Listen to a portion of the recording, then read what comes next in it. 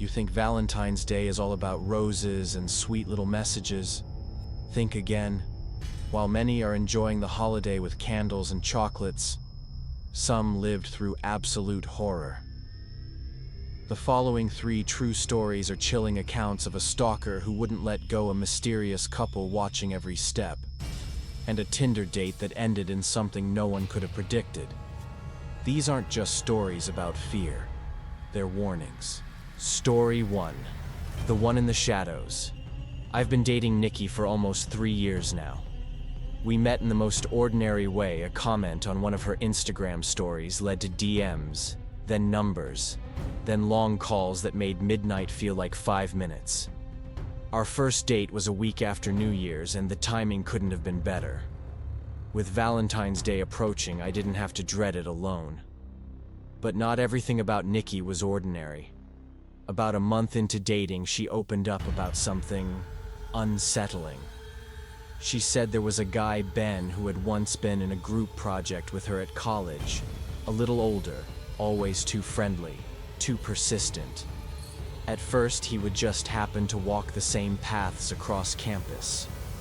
Then came the texts. Then he somehow found out where she lived. She never reported it. Said she wanted to see how far he'd go. Around mid-February, Ben started texting again, dozens of messages piling up. Nikki ignored them, until he left a box of chocolates on her front step, and followed it up with a message, "Hope you liked your gift. Happy Valentine's." That's when she finally told me everything. And for the first time, I realized I wasn't just dating someone, I was protecting her. A few days later, she sent me a screenshot, a message from a different number. It read, "Is the guy you're seeing?" My name. He used my actual name. Suddenly, I wasn't just a bystander in her story. I was being watched too. Nikki and I agreed if he contacted her one more time, we'd go straight to the police. Then came Valentine's Day. We went to a waterfront restaurant, outdoor seating, warm night, everything perfect. Until Nikki nudged my arm and whispered, "What if that's Ben?" I followed her gaze. A man sat on a bench near the parking lot, hat pulled low, face hidden. He tilted his head just slightly toward us, and then, as if realizing we noticed, he got up and walked away. We didn't laugh it off. After dinner, we went back to my place. Her parents were home, mine weren't. We wanted privacy, but peace of mind doesn't always follow you inside. Around 10 p.m., while we were on the couch, Nikki froze. What was that? I heard it too. A faint metallic clatter from the backyard. I told her I'd check. Slipping on my shoes, I stepped out onto the patio. Everything was quiet, still. The sky was clear, no wind. Then I saw it. A stack of beach chairs leaned against the side of the house. Had been knocked over. Not gently, like something or someone had slammed into them. I scanned the perimeter. Bushes along the fence swaying gently. That's when I saw it, something tall. Still.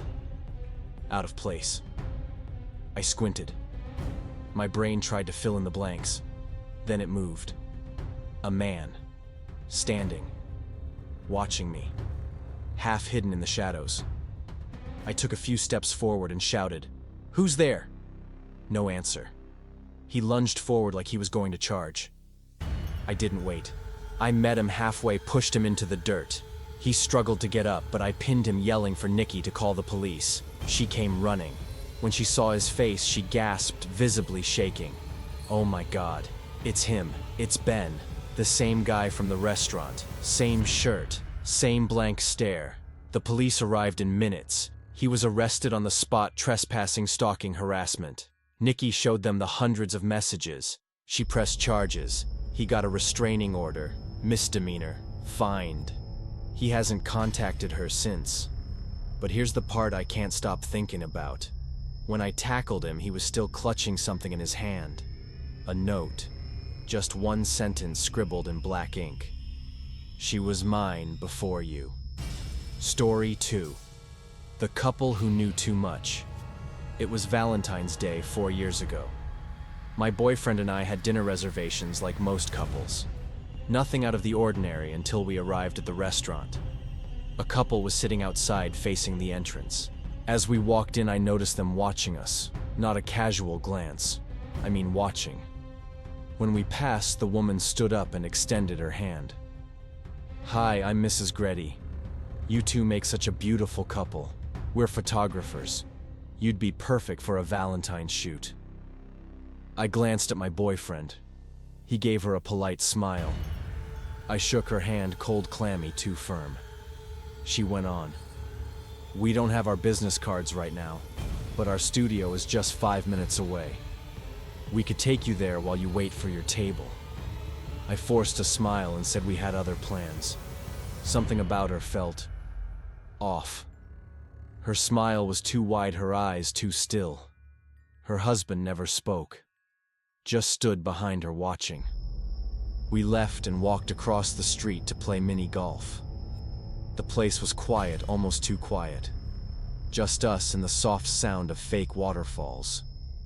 But on the 5th hole, I heard the bell above the entrance. I turned around. My heart dropped. It was them. Mrs. Greddy and her silent husband. She looked around, spotted us, and smiled. That same too wide, too calm smile. I whispered to my boyfriend. He looked up, visibly tensed. "Crazy coincidence," she said, laughing as they walked toward us. "You came here too." Then the husband spoke for the first time. "Greddy versus Rod. Let's see who wins." Rod is my boyfriend's last name. We never told him that. We left. Politely, but firmly. No more smiling. Back in the car, I told him I wanted to cancel dinner and just go home. He convinced me to stay calm. We waited in the car, and eventually the restaurant texted our table was ready. Dinner went fine, but something felt off. At one point, while waiting for my boyfriend to return from the bathroom, I thought I saw someone watching me from behind a pillar, just half a face peeking. I shook it off. Probably just nerves. After dinner, we drove to his house. It's a bit outside town along a tree-lined road. No lights, just blackness on both sides. About 5 minutes in, we noticed a car behind us. Same make and model we'd seen earlier. We pulled into a CVS lot. I went inside to use the bathroom. When we came back out, the car was gone. We exhaled, laughed it off, and continued. But 2 minutes later, there was a loud pop. 2 tires blown out. My boyfriend's face turned white. He jumped out, looked at the damage, then ran back. "Get out. Now." He killed the engine, turned off the lights. We sprinted into the woods beside the road, ducked behind a fallen tree. Then we heard it. An engine, creeping toward us. We lay flat, not moving, barely breathing. The car stopped. A door opened. Then a familiar voice called out, "Took you long enough. We don't like to wait." It was her, Mrs. Greddy. But this time there was no smile in her voice, only hunger. The engine revved, tires squealed, then silence. We stayed hidden until cops arrived 10 minutes later. They found nothing. No plates, no trail. To this day, we don't know who they were or what they wanted. But 2 years later, on February 14th, a small envelope showed up at our apartment. No return address. Just one line inside, "See you next Valentine's." Story 3. The Girl Who Didn't Exist. Valentine's Day 2018. I wasn't planning to spend it alone, but life had other ideas. A recent breakup left me bitter but not broken. So I reactivated Tinder, half hopeful, half bored. That's when I matched with Alex. She was different. Shoulder-length blonde hair, freckles, glasses, soft voice. Said she hated bars, preferred quiet nights and bad movies. Sounded perfect. We met up that night. Fast food, dollar theater movie, then back to my place. It was snowing and she asked to crash at my apartment. I said yes. At 1:00 a.m., we fell asleep. At 3:00 a.m., I half woke as she got out of bed. I figured she was going to the bathroom. Light clicked on door shut quietly. I dozed off again. At 5:30 a.m., I woke up. She still wasn't back in bed. The bathroom door was closed, but the light was off. Confused, I sat up and looked around. That's when I saw her, standing in the corner of the room, back facing me, completely still, almost unnaturally so.